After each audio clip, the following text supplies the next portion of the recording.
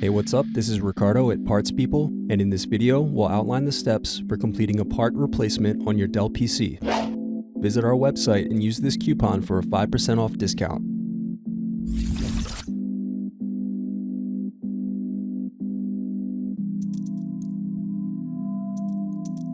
Unscrew and remove bottom base.